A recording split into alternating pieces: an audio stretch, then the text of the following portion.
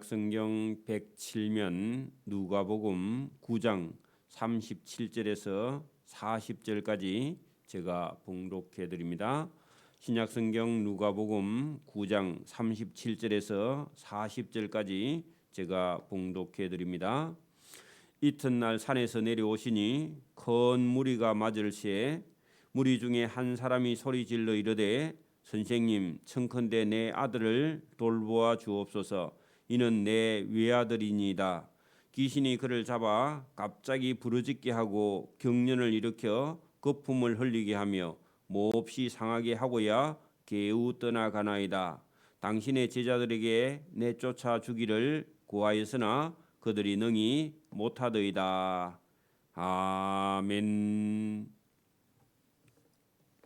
여기 오늘 누가복음 9장 37절부터 있는 말씀은 그 전에 예수님께서 가이사라 빌립보 지역의 베나산에 예수님께서 12명의 제자를 데리고 베나산에 올라가셨는데 거기 특별히 제자 중에 베드로, 야고보, 요한 세 사람만 데리고 따로 산에 올라가셨다가 예수님께서 변화하신 모습을 세 사람이 경험하고 또 그 세 사람은 그 베나산 위에서 엘리야와 모세와 엘리야를 만났고 또 하늘에서 구름 사이에서 들려오는 하나님의 음성, 이는 내 사랑하는 아들이고 너희는 그의 예수의 말을 들으라 했던 하나님의 음성을 들었고 베드로가 거기서 예수께 여짜오되 주여 우리가 여기 있는 것이 좋고 이제는 세상에 안 내려가는 게 좋겠습니다. 자, 여기서 우리가 초막 셋을 지어서 하나는 주를 위하고 하나는 모세를 위하고 하나는 엘리야를 위해서 여기서 살았으면 참 좋겠다 했던 그 예수님이 계시던 천국 본향의 아버지 집에 가서 예수님의 아버지 성부 아버지의 얘기를 듣고 은혜를 많이 받고 이제 성령의 충만함을 받고 충격도 받았습니다. 그래서 아무에게도 그 본 것을 말할 수 없을 만큼 말문이 막힐 만큼 좋은 그 베나산의 경험이 있었는데 그 베나산의 경험을 끝내고 땅에 왔는데 여러분 거기 37절에 이튿날 그죠? 그 다음 날 베나산에서 내려왔다. 그리고 예수님은 그 함께 계시지 않았었는데 그 제자들이 큰 무리가 산 밑에서 예수님과 베드로와 야고보와 요한과 다른 제자들이 찾아오니까 그들을 맞으면서 많은 무리 가운데 병자들도 있고 막 그런데 거기 보면 귀신 들린 어떤 아이의 아버지가 제자들을 찾아왔습니다. 그 현실은 이제 은혜를 받았으면은 제자들에게 권세와 능력을 예수님께서 주셨으면 그걸 가지고 병 고칠 수 있었을 건데 그걸 잊어버렸던 모양이죠. 그래서 무리 중에 한 사람이 소리질러 이르되 선생님들이여 청컨대 내 아들을 돌보아 주옵소서 하고 예수님 계시지 않는 상태에서 그 어떤 사람이 자기 아들이 귀신 들렸는데 자기 아들에게 들어있는 귀신을 쫓아내 달라고 그래 찾아왔다 그 말입니다. 그런데 그동안 예수님께서 이 제자들을 귀신을 쫓는 권세도 능력도 그렇게 다 주었죠. 여러분 9장 1절 보세요. 앞으로 가서 9장 1절에 보면 예수께서 12제자를 불러 모으사 모든 귀신을 제어하며 하는 것은 귀신을 쫓아낼 수 있는 능력을 또 병을 고치는 능력과 권위를 주시고 하나님 나라를 전파하며 앓는 자를 보면 고치게 하려고 내어 보내셨다. 그러면 권세와 능력, 오늘도 우리는 귀신을 쫓아낼 수 있는 권세와 능력이 저와 여러분 속에 있습니다. 귀신 들린 사람이 있어서 찾아와서 목사님 아니면 집사님 귀신을 좀 쫓아내 주세요 하면요 저는 못합니다. 그럼 하면 안 되고 주님께서 권세와 능력을 줬기 때문에 예수님 이름으로 명하노니 더러운 귀신아 나가라. 그렇게 명령할 수 있는 권세와 능력이 저와 여러분에게 있습니다. 자, 그래서 무리 중에 한 사람이 소리질러 이르되 선생님 청컨대 내 아들을 돌보아 주옵소서. 이는 내 외아들이니이다 하는 것은요, 귀한 아들이라 그 말이죠. 이 한 아들이 죽으면 자기는 대가 끊어지니까 귀한 아들이죠. 근데 귀신이 우리 아들을 잡아 갑자기 부르짖게 하고 경련을 일으켜 거품을 흘리게 하며 할 때는요, 요거 여러분 그 간질병이 들린 그런 사람들, 요즘은 약을 먹기 때문에 표가 잘 안 나긴 하지만 옛날에는 동네에 꼭 있었습니다. 갑자기 애가 막 소리를 지르고 경련을 일으켜 거품을 흘리게 하며 몹시 상하게 하고서야 개우 떠나갔다 하는 것은 간질병처럼 행동을 하는데 실제로는 귀신이 들어간 그런 경우라는 거죠. 그래서 병처럼 그렇게 보이지만은 귀신이 들어갔다. 그래서 예수 선생 당신의 제자들에게 내쫓아 주기를 구하였으나 그들이 능히 못하더이다 하면서 그 산 아래에 있었던 9명의 제자들에게 쫓아달라 했던지 간에 어쨌든 했는데 그들이 쫓아내지 못해서 예수님 당신에게 직접 쫓아내 달라고 찾아왔다 그런 얘기입니다. 그랬더니 예수님께서 대답하여 이르시되 예수님께서 누구를 보고 그렇게 말씀을 하시냐 하면 제자들을 보고 예수님께서 꾸짖습니다.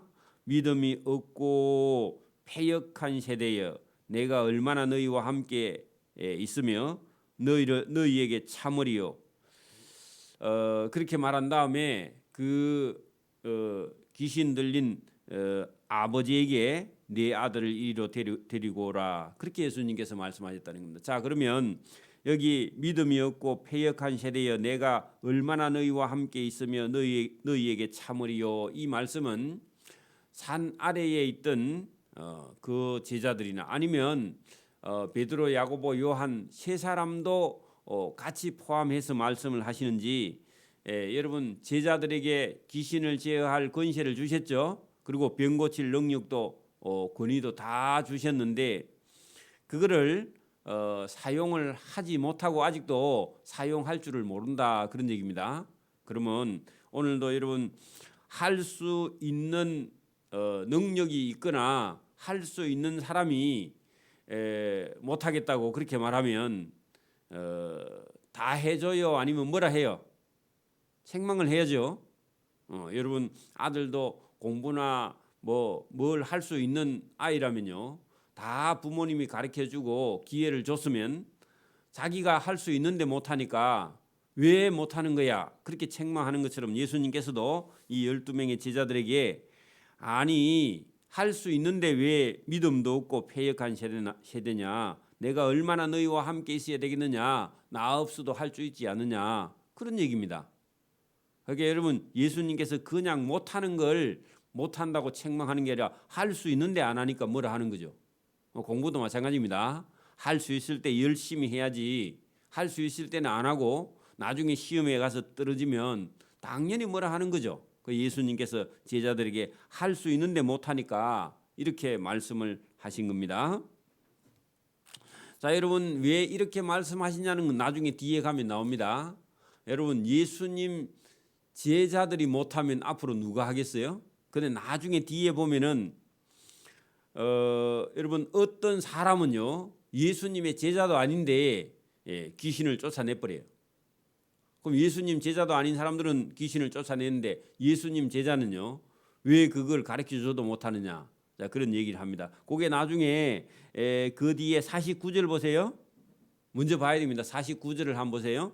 49절 보면 예수님의 제자 요한이 여짜오되 주여 어떤 사람이 주의 이름으로 귀신을 내쫓는 것을 우리가 보고 그 사람은 우리와 함께 따르지 아니하는 제자이므로 우리 선생 예수 이름으로 귀신을 쫓아내지 말라 하고 자기가 그렇게 선수 쳐서 말했다는 겁니다. 그랬더니요 예수님께서 이르시되 요한아 그거 금하지 말라. 너희를 반대하지 않는 자는 너희를 위하는 자인데 너희는 귀신을 쫓아내지도 못하면서 어떤 사람이 예수 이름으로 귀신을 쫓아내는 걸 보고 너 우리 제자 아니니까 너는 귀신을 쫓아내지 마, 그렇게 말했다는 겁니다. 그렇게 예수님께서 요한아 왜 그렇게 말하느냐, 보세요. 귀신 들린 사람에게 귀신을 쫓아내주면 좋은 일이죠. 그리고 그 사람이요, 어떤 사람이 예수 이름으로, 주의 이름으로 귀신을 쫓아냈으면요, 이 사람은 제자도 아닌데 여러분 귀신을 쫓아내고 있다는 겁니다. 근데 예수님 제자들은요, 권세와 능력과 귀신을 제어할 그런 권세를, 능력을 다 줬는데도 못하면 당연히 예수님께서 패역한 세대여, 내가 너희와 얼마나 계속 함께 해야 되며 너희를 얼마나 참아야 되느냐, 그러니까 공부 안 하고 있다 그 말입니다. 그게 귀신을 쫓아내는 데는요, 기도와 금식, 예? 그리고 믿음, 이런 게 예수님을 믿지 못해서, 기도하지 못해서 귀신을 쫓아내지 못한다. 예수님은 그렇게 나중에 마태복음에 그렇게 말씀하시는 걸 볼 수 있습니다. 본문으로 다시 돌아갑니다. 42절 보세요. 42절. 42절 보면 귀신이 나올 때에 귀신이 그 애를 거꾸로 때리고 심한 격년을 일으키게 하는지라. 자, 귀신이 예수님이 그 귀신을 쫓아내니까 귀신이 나갈 때 귀신 들린 아이가요, 앞으로 갑자기 거꾸러지면서 심한 격년을 일으키게 했다 하는 것은요, 귀신이 나갈 때 그냥 나가는 게 아니라 애를 반쯤 죽이고 나간다 그런 얘기입니다. 그러면 믿음 없는 사람이 볼 때는 저 예수가 애 잡는다 그렇게 말하겠죠. 그렇게 보입니다. 원래는 예수께서 더러운 귀신을 꾸짖으시니 아이를 낫게 하사 그 아버지에게 이 애를 데려가라 하고 돌려주시니 거기 많은 무리가 있었다 그랬죠. 그래서 사람들이 다 하나님의 위엄에 놀라더라. 저 예수라는 사람이 귀신 들린 애를 꾸짖어 아이를 낫게 하니까 저 예수님의 능력을 보고 사람들이 그 위엄에 깜짝 놀랐다, 그런 충격을 받았다 그런 얘기입니다. 그러니까 여러분 우리가 하나님의 은혜가 나타나면요, 사단이 그것을 해방해서 여러분 방해하는 그런 경우가 있는데 그 믿음을 가지고 꿋꿋이 나가야 됩니다. 병이 나을 때도 더 심해졌다가 낫습니다. 그 명예현상이 일어난다 그 말입니다. 자, 그들이 다 행하시는 모든 일을 놀랍게 여길시에 예수께서 제자들에게 이르시되 이 말을 너희 귀에 담아두라. 인자가 장차 사람들의 손에 팔려서 넘겨지리라. 근데 예수님은요, 뭐 귀신이 나가는 건 당연하지만 예수님께서 지금 예루살렘을 향해서 가고 있는 일을 제자들에게 알려주는 겁니다. 자, 보세요. 사람들은, 제자들은 예수님께서 예루살렘에 가시면요, 나라를 얻어서 왕이 되어서 베드로, 야고보, 요한들에게 한 자리씩 주고 다른 사람들에게도 한 자리씩 주어서 이제는 예수님의 나라가 온다 이렇게 생각하고 있는데, 예수님은 거꾸로 이 말을 귀에 담아두라, 깊이 생각하라. 인자가 장차 사람들의 손에 팔려서 넘겨져서 죄인처럼 잡혀서 십자가형을 받을 것이다. 그것이 이렇게 가는 것이 그리스도가 되는 증거다. 그렇게 예수님께서 말씀을 하셨는데, 제자들은 이 말씀을 무슨 말을 하는지 알아듣지 못하니 이는 그들로 깨닫지 못하게 숨긴 바 됨이라 했는데, 여러분 예수님의 제자들은요, 이걸 잘 모르고 알면요 이해를 못해요. 왜 이 땅에 왕으로 오신 분이 왜 그 잡혀서 죽어야 되느냐, 그걸 알지도 못한다. 지금은 알지 못하지만 나중에 예수님께서 이런 일이 다 일어나고 나서 십자가에 못 박혀 죽으시고 부활하시고, 부활하셔서 제자들에게 나타나서 말씀하시고 성천하신 후에야, 그때 가서야 이 예수님이 메시아다 하는 것을 제자들이 깨닫게 된다 그 말입니다. 지금은 믿음이 하나도 없어도 여러분 중에는 나중에 이 말씀을 들어놨다가 나중에 깨닫게 되면요, 그게 다 이해가 될 것이다 그런 얘기이기도 하죠. 그러는 중에 여러분 예수님은 지금 장차 사람들의 손에 넘겨져 나는 본디오 빌라도에게 잡혀 십자가에 못 박혀 죽을 것이다 하는데도 제자들은 못 알아들으니까 제자 중에 누가 크냐 그 말은요. 그 줄을 쳐 놓으세요. 어디다가 쭉 빼어서 농공행상이다. 왜냐하면 제자들을 3년 동안 따라다니면서 자기들이 예수님을 섬겼다 그렇게 생각을 해요. 교회에도요 개척하고 나면요 교인이 성장하고 나면 내가 했다 그런 생각을 가지게 된다 그 말입니다. 자기들이 노력한 상의 대가를 받아야 되겠다 아니면 직분을 받아야 되겠다 그런 생각을 사람이 가지게 된다 그 말입니다. 그래서 예수님께서요 제자 중에서 누가 크냐 하는 농공행상의 변론이 일어났다 그 말입니다. 왜 그랬느냐 하니까 한 이틀 전에 지금 베드로, 야고보, 요한 세 사람만 예수님께서 따로 데리시고 베나산에 올라가시고 난 이후에 아니 그러면 베드로, 야고보, 요한 세 사람만 제자고 우리는 제자가 아이가 하고요 다투기 시작했다는 겁니다. 여러분도 보세요. 여러분도 어떤 사람이 막 교회에 막 봉사를 많이 했는데 예수님께서 그 사람 놔두고요 인자 온 사람 데리고 식사하러 가서 맛있는 거 사주고 왔다 아니면 어디 구경 데리고 갔다 그러면 나는 하면서요 그때부터는 열받습니다.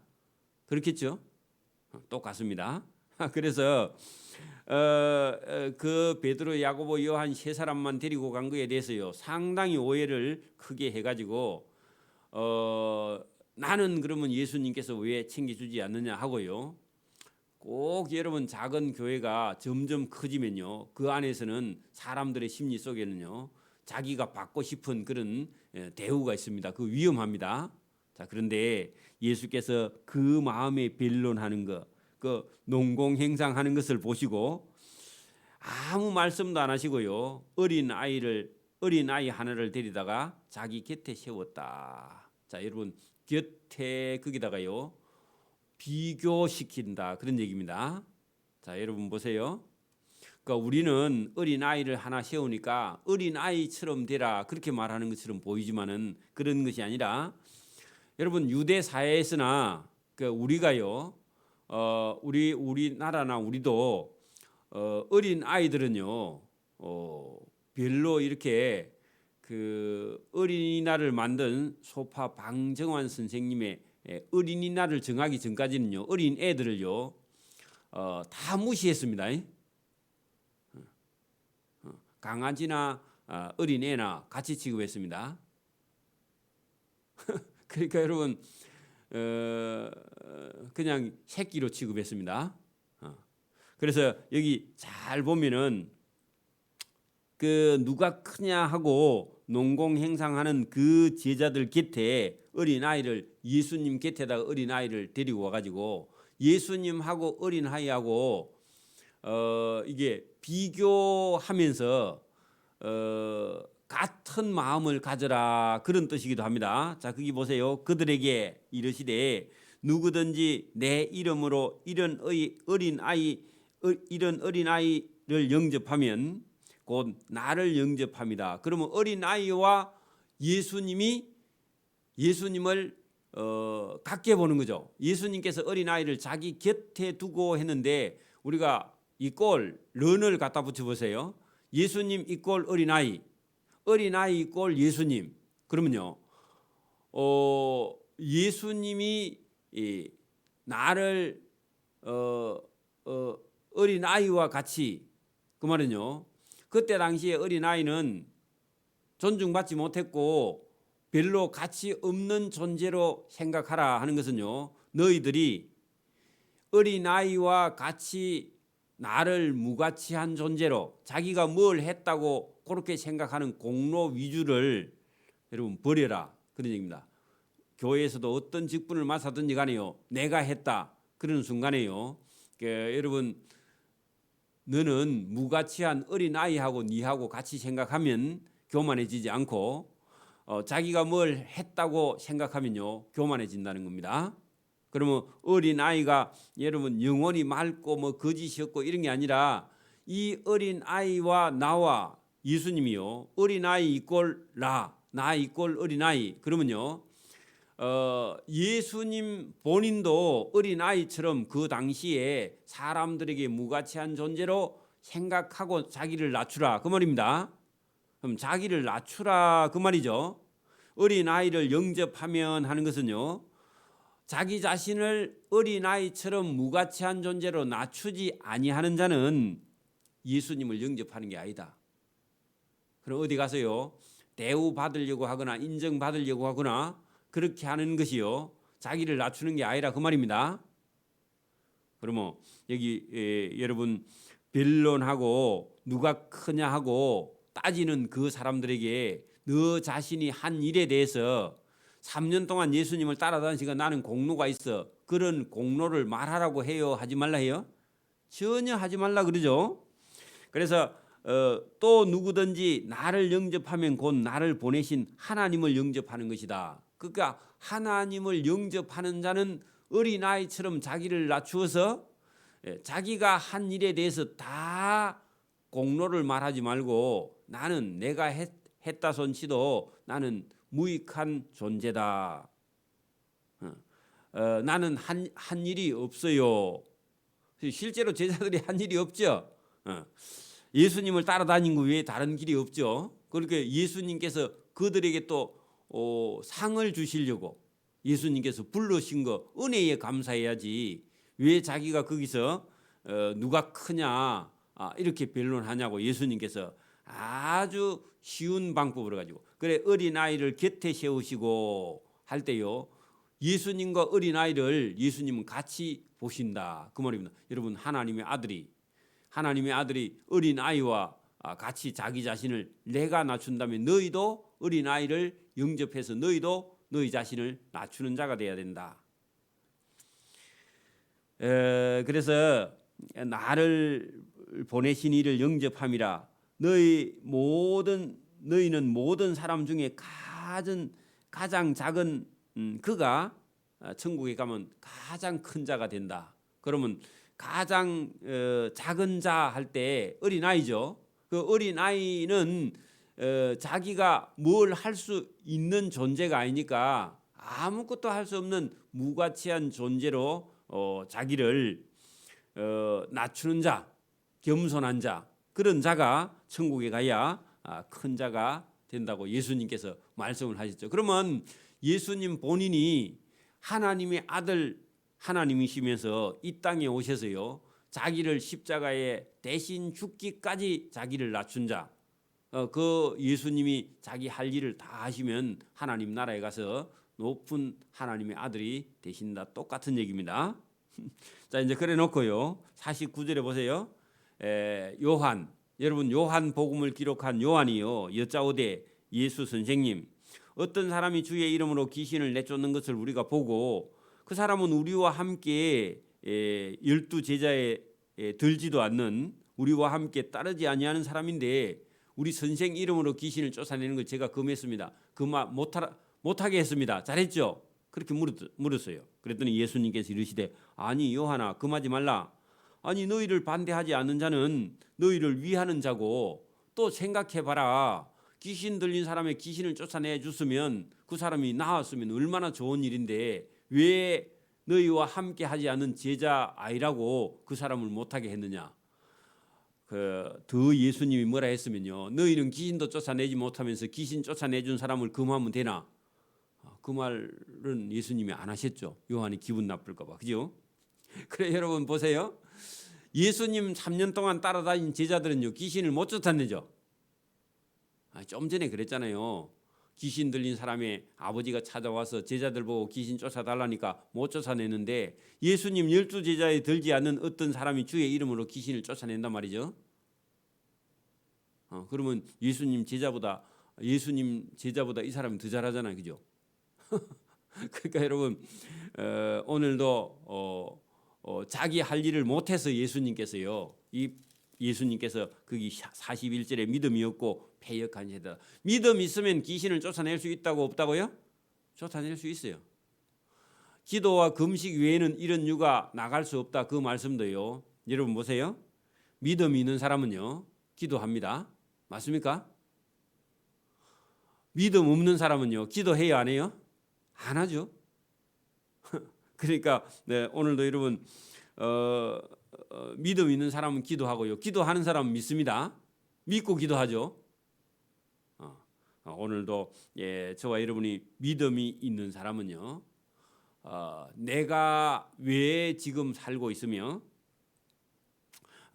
또 내가 사는 삶이요. 거기서 먼저 기쁨이 넘치게 됩니다. 여러분 우리가 은혜 받았다는 건요. 지금 하는 일이 여러분 믿음 없는 사람은요. 삶이 기쁠 수가 없어요. 믿음 있는 사람은요. 지금 현재의 삶이요. 기쁨이 충만하게 됩니다. 뭐 개똥밭에 굴러도요. 이성이 좋다고. 여러분 믿음이 있는 사람은요. 뭐 어디 가서 믿음이 있는 게 아니라 지금 현재 오늘 당장 저와 여러분 속에요. 무슨 일을 내가 힘든 일이 있든지 말든지 여러분 기쁨이 넘치게 됩니다. 그게 믿음 있는 사람의 증거예요.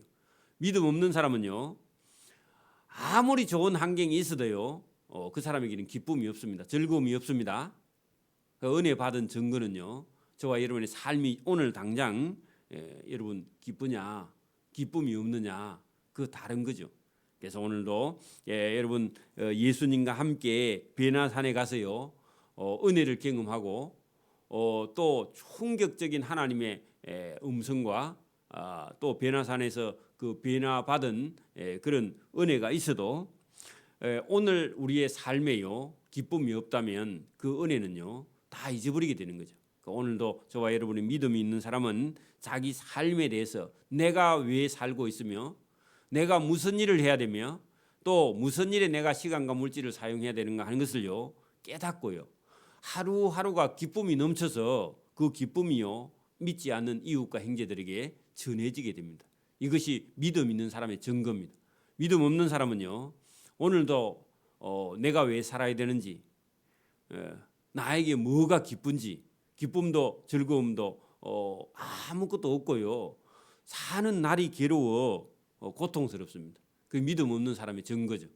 오늘도요 저와 여러분 삶에 주님 주시는 은혜와 기쁨이 넘쳐서 어떤 일을 해도요 우리가 도둑질 아니라면은 저와 여러분의 삶이 행복하고 기쁘고요 즐겁고 주님과 함께 하는데 뭐를 해도요 우리 속에서 기쁨과 즐거움이 넘치게 되는 줄 믿습니다. 오늘 본문은 여기까지 합니다. 기도드립니다. 하나님 아버지 감사합니다.